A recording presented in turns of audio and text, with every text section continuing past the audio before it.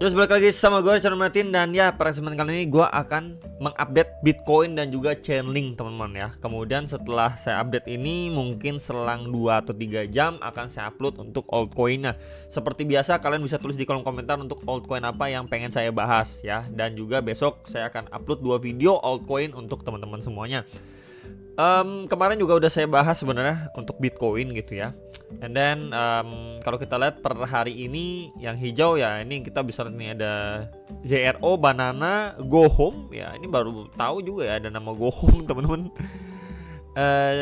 CBCN ya, NVG8 ini saya baru tahu nih apakah ini koin-koin baru atau gimana. Ini Banana kayaknya apakah koin meme coin atau bukan nih ya teman. Cuman overallnya kalau kita lihat ini beberapa altcoin ya naik sekitar 2-5% overall. Bitcoinnya masih sideways di situ-situ aja, dan ya Ethereum juga belum bagaimana gerak. Yang lumayan itu ya salah satunya XRP ya, XRP, Solana untuk kalau misalkan kita berbicara top 10-nya. Kemudian Fear and Greed Index juga berada di level 22, dan ya langsung aja kita lihat dulu untuk liquidation heatmap. Ini per 24 jam yang tebal areanya itu di sekitar 85.642 dolar nih secara short termnya. Kemudian untuk per 3 harinya kita lihat ya di 85.600-an, dan untuk bagian bawah yang tebal itu di 82.500-an dolar. Walaupun bagian bawah itu tidak setebal yang di bagian atas, berarti memang lebih condong melakukan sell short. Dan ya ini lebih tepatnya ini ya teman-teman ya, kemarin malam ini kejemput udah liquidationnya di sekitar 84.600-an dolar. Di situ banyak yang melakukan sell short udah kejemput. Dan per 1 mingguannya ini tebal ya, balik lagi tebal di sekitar 85 ribuan dolar, itu sama seperti yang saya sampaikan. And then yang longnya itu tebal di 79.100-an dolar ya. Jadi sekarang udah Sabtu teman-teman ya, jadi besok udah Minggu, jadi masih peluang nggak untuk dia visit retest lagi untuk sekedar grab liquiditas itu bisa banget teman-teman. Cuman kalau kita lihat per saat ini pun ya pergerakannya cenderung sideways ya, mungkin kita bisa expect sideways terus sampai nanti Senin teman-teman ya. Nanti Senin kita lihat lagi waktu opening market gimana, apakah adanya buangan dulu, karena kan di minggu depan itu tanggal 19 malamnya itu ada FOMC ya, kita tunggu bersama-sama itu main eventnya. Nah untuk Bitcoin sendiri sebenarnya ini masih sama ya, belum kemana-mana. Ada tentu selalu ada 2 skenario, either ya melanjutkan penguatan kemudian reject untuk lanjut turun, atau akhirnya kita mendapatkan true breakout setelah semenjak 20 Januari sampai per hari ini trendline resistance belum mampu di break sama Bitcoin secara impulsif. Even waktu di tanggal 2 Maret di sini nih. Even di 2 Maret pun dia cuma retest aja nih tuh. Ya, ke trendline resistance kemudian langsung di jack lagi. Yang menandakan memang trendline resistance ini sangat-sangat kuat sekali, dan pergerakan kalau kita lihat ya secara daily pun ya ini bergerak sideways doang nih. Belum kemana-mana, bermain di range tipis. Setelah sebelumnya di sini kita bisa lihat adanya liquidation grab ya, nih di bagian bawah tuh ada liquidation grab yang akhirnya yang ngangkat harganya Bitcoin, walaupun yang katanya itu dari sekitar 76 ribuan ke 83 ribu dolar, sekitar 5 ribu 6 ribu dolar, nggak begitu banyak yang ngangkatnya ya. Tentu di sini ada SNR dulu yang wajib kita jumpai, kemudian trendline resistance, jadi masih banyak PR ataupun obstacle untuk si Bitcoin secara daily time frame. Minimal kalau misalkan kita lihat secara hourly khususnya 4 jam ya, 4 jamnya gimana nih bro ya. 4 jamnya sebenarnya dia tentu masih downtrend ya, kita bisa lihat jelas banget ya. Paling simple ini adalah high ya, kemudian di sini sorry di sini kita bisa lihat juga ya, ini adalah high terakhir, kemudian ini low ya, kemudian dia drop, dia bikin lower low, lower high ya teman-teman. Di sini higher low tapi lower high teman-teman, kemudian lower low lagi, baru di sini adanya peluang untuk dia menciptakan yang namanya lower high kembali teman-teman di level ini ya. Tentu ini gimana nih untuk yang namanya mematahkan tren ya. Tentu kalau mau patah trennya harus dari bearish to bullish teman-teman ya. Di sini kan low, lower low, even di sini juga lower low ya, berarti dia harus break dulu pertama di level ini 1, baru kedua, ketiga gitu ya. Dengan begitu dia break di structure teman-teman. Tentunya kita butuh beberapa konfirmasi dia break dengan impulsif, bukan yang kayak gini nih ya, dia kencang nggak lama dia turun juga kencang, ini juga dia naik cuma retest doang kemudian lanjut turun, nggak kayak gitu ya. Kita butuhkan benar-benar true breakout teman-teman. Nah kalau simpelnya kita lihat secara time frame 4 jam, di sini kan adanya resistance ya, di resistance become support, and then kita hubungkan juga di sini bisa menjadi alat bantu sebuah trend line Ya, trend line support dan triangle pattern di sini sebenarnya sudah di break. Tapi kan breaknya weekend nih, teman-teman. Jadi mungkin kita bisa expect adanya sideway ya, dia setelah ini kan drop nih. Kita bisa lihat momentumnya. Ya, momentumnya itu strong. Ya, dia udah break tapi di weekend. Jadi mungkin kita bisa expect di sini adanya sideway dulu aja deh, nggak usah pump, nggak usah dump, sideway dulu aja sampai nanti kita melihat memasuki Senin. Ya drop ke sini mungkin masih adanya peluang untuk dia retest kembali di area supply terdekat nih di sini. Nah, di 85.600 sampai 86.548 dolar itu menjadi next area terdekat. Tahanannya di mana, bro? Ya, tahanannya tentu untuk area terdekatnya kita lihat di sini. Terakhir kali dia retest kemudian adanya bullish candle lumayan nih, time frame 4 jamnya nih. Itu di sekitar nih saya tandain warna putih. Yap. Di sekitar 82.500 sampai 83.200-an dolar. Ya, jadi mungkin adanya expect dia retest sampai level tersebut kalau kita tambahkan Fibo dari lowest terakhir ke highest terakhirnya. Dan ya di situ kita lihat ya golden ratio nih 0,5 ada di level area tersebut, plus juga ada MA21 time frame 4 jam. Jadi mungkin kita bisa expect sampai dia retrace ke situ before dia ada next up lagi, teman-teman. Ya, mungkin baru dari situ ada ngejemput banyak likuiditas yang gendut. Kemudian mungkin loyo lagi nih menjelang FOMC, bisa aja loh teman. Dia cuma retest, bikin tail candle, loyo lagi, balik kandang lagi, bisa teman-teman. Ya, jadi ini untuk antisipasi sekali lagi untuk teman-teman yang melihat karena ada news event penting, teman-teman. Beda ceritanya kalau nggak ada. Ya, kalau ada biasanya naik ataupun turun cuman sekedar grab likuiditas aja before dia ya udah nanti ujung-ujungnya balik kandang. Itu intinya. Ya, jadi untuk Bitcoin palingan itu update-nya belum ada yang terlalu banyak diupdate setelah update di 18 jam yang lalu, karena pergerakannya pun masih seperti itu, belum bagaimana ya. Chainlink gimana nih update Chainlink ya? Jadi sebenarnya Chainlink ini dia itu sempat bikin di 30,9 atau 31 dolar ya. Ini pada minggu kedua Desember nih 2024. Terus akhirnya by the time harganya terus berangsur turun ya, sayang sekali sebenarnya untuk si Chainlink ini ya. Dimana kalau misalkan saya pribadi lihat di sini tentu masih adanya harapan, nggak, masih ada ya. Di sini kan low, kita bisa ambil low ya. Kemudian di sini low, higher low-nya. And then di sini masih adanya peluang nih untuk dia create yang namanya higher low kembali ya. Begitu juga di sini ini high ya. Kemudian di sini adanya higher high. And then dia udah berhasil bikin higher high.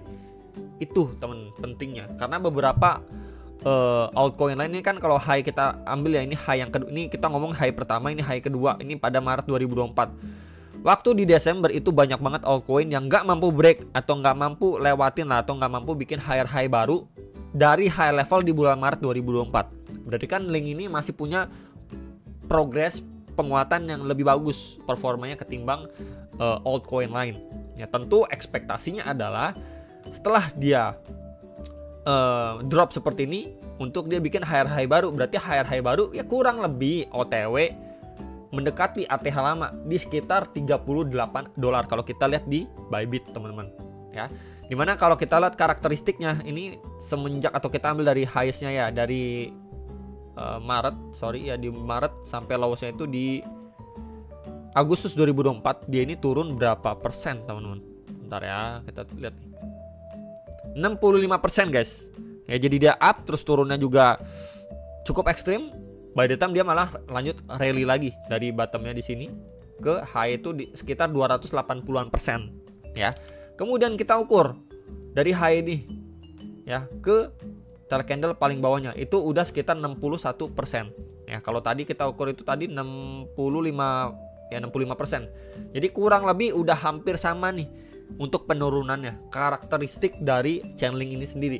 Jadi let's say kalau kita mendapatkan hal yang serupa dari sini, dia maybe market rally lagi dan lain sebagainya, dia mampu mendapatkan 200-an%. Jadi sangat-sangat make sense nih kalau misalkan mengulang yang ini, dia turun 60-an%, naik 200-an%, dia turun lagi 60-an% untuk naik lagi 200-an%. Ya at least akan visit ke ATH lamanya itu masih sangat-sangat make sense nih, 200-an sampai dia 200-an% lah. Ya, di sini masih sangat make sense untuk saya pribadi. Ya. Jadi setelah harganya turun terkoreksi 61,4%-an dari high level di bulan Desember, kalau yang nanya mau cicil beli bisa nggak? Ya silahkan bro. Kenapa saya bilang silahkan? Karena dari high levelnya ke area week terendahnya itu udah diskon. Ya ibarat kamu mau beli baju atau kamu mau beli sepatu atau mau beli tas, contoh harganya 1 juta.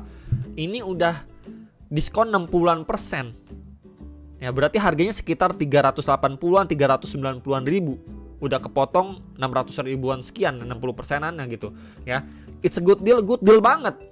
Ya buat yang yakin dan percaya dengan Chainlink, dimana juga perusahaannya Trump ya, yang istilahnya mendukung DeFi juga mengakumulasikan atau membeli link juga, link AAV dan lain sebagainya. Ya kalau memang kalian percaya, ya silahkan go ahead, cicil, nggak ada salahnya karena udah diskon ya. Yang pertanyaannya kan yang paling susah dijawab ataupun yang sangat membingungkan ketika harganya pumping nih di 30-an dolar. Apakah di 28 dolar, di 29 dolar ini masih bisa beli ya? Karena kan diskonnya masih dikit banget. Nah, ini udah ekstrim loh, diskonnya udah banyak banget. Ya, mau cicil silakan. Ya buat yang yakin dan percaya. Kalau nggak yakin dan nggak percaya mau beli project lain ya silahkan. Ya, jadi balik lagi ke keputusan masing-masing. Cuman di sini saya mau memberikan view. Ini adalah salah satu pergerakan altcoin yang masih cukup oke sebenarnya dan karakteristiknya seperti ini. Jadi kalau misalkan dia pun mengalami pengulangan yang serupa, ya at least dengan return yang tadi juga sudah saya sampaikan, teman-teman. Ya, oke. Kemudian kalau kita lihat ya untuk lebih detailnya, nih, ya di sini, ini coba saya geser seperti ini. Ini sebenarnya kalau kita tarik juga terbentuk sebuah trendline support. Ini saya tandai dengan warna orange. Ini adanya trendline support, teman-teman. Nih, ya ini adanya trendline support. Beberapa kali memang sempat lewatin, tapi bikin tail candle aja. Ya, so far menurut saya ini masih oke karena cuman bikin tail candle aja. Ya, kemudian untuk bagian atasnya kita juga tarik seperti ini. Dari tail candle to tail candle bisa, atau seperti ini juga bisa.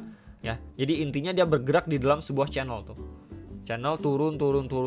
Jadi at least kalau ya Chainlink ini mendapatkan rebound di bulan ini, target paling minimumnya kita bisa perhatikan mana dulu bro. Oke, ini kita breakdown lebih detail teman-teman ya. Pertama, tentunya di EMA 21 karena ini adalah indikator terdekat dan sudah lumayan lama dia bermain di bawah indikator ini. Jadi ini memberikan tahanan yang beberapa kali memberikan rejection nih pada Chainlink nih pada awal Maret ya, dan di sekitar 7 Maret nih ya. Jadi pertama di sini dulu, ya saya markingin di sekitar 14,9 sampai 15,3 dolar. Ya. Kemudian di sini tentunya SNR nih, ini support cap resistance tuh. Nah, itu di sekitar 17,13 sampai 17,62 dolar. Ya, untuk yang nanyain terdekatnya minimal ke testing area berapa dulu nih Chainlink. Ya rasionalnya aja gitu teman-teman. Baru mungkin nextnya lagi kita bisa pergunakan atau perhatikan trendline resisten ini. Jadi mungkin by the time Chainlink ini bergerak harganya gitu ya, mungkin seperti ini dia bergerak ya. Dan kalau kita bilang cukup oke pergerakannya pun ya mungkin dia testing di sekitar 19 sampai 20 dolar. Dimana kalau kita lihat di sini juga sebelumnya adanya area resisten tuh. Nah, dengan warna merah. Ini resisten kalau kita geser ke samping SNR ternyata teman-teman. Ketemu tuh areanya ya. Jadi ini bisa diperhatikan sampai nanti kalau akhirnya dia mampu breakout dari channel ini. Baru kita bisa berbicara next targetnya mungkin di 20-an dolar, 30-an dolar dan lain sebagainya. Cuman untuk short termnya ini dulu aja. Kita lihat dulu performanya bagaimana. Ya, semoga cukup clear.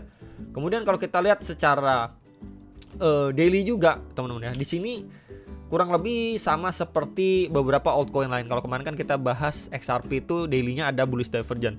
Nah, ini kalau kita berbicara untuk yang namanya Chainlink, di sini juga ada.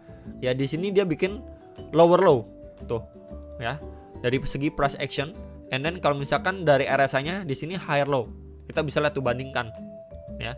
Jadi di sini aja adanya bullish divergence dan ya hopefully setidaknya Chainlink di bulan ini visit di antara dua area ini nih yang nanyain Chainlink ya. Itu aja udah bagus banget. Kalau dapat bonus ya bonusnya ini saya anggap box merah ini sebagai bonusnya untuk Chainlink.